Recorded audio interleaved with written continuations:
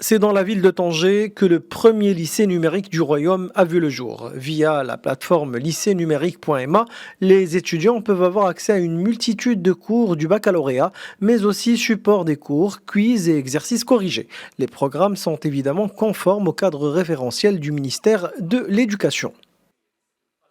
La création du premier lycée numérique, il vient dans le cadre de tous les efforts qui sont faits à la fois par le ministère et par le privé pour améliorer la qualité de l'enseignement au Maroc. C'est dans ce cadre que nous avons lancé le premier lycée numérique.ma. C'est une plateforme qui est accessible à tous les élèves marocains, là où ils habitent et quel que soit le niveau social de ces élèves. L'objectif principal, c'est réduire les inégalités à la fois géographiques et sociales et permettre à tous nos élèves d'avoir accès à une même qualité d'études. Les étudiants peuvent avoir accès aux cours depuis leur smartphone, leur tablette ou encore leur PC portable. Les cours sont flexibles au rythme d'apprentissage de chaque individu. Une évaluation est faite après l'assimilation de chaque cours. Alors, comment on travaille au lycée numérique? Premièrement, il y a la scénarisation du leçon qui se fait entre deux professeurs.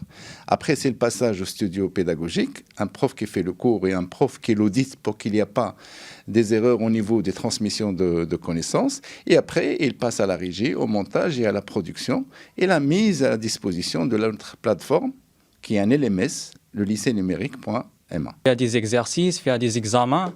Il y a des exercices, des examens en ligne qui nous permettent de surmonter toutes nos lacunes d'apprentissage durant l'année scolaire. Cette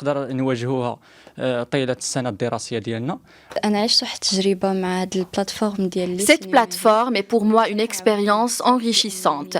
Elle m'a beaucoup aidée dans mes préparations du bac. Elle m'a aussi permis d'approfondir mes connaissances et être brillante en classe.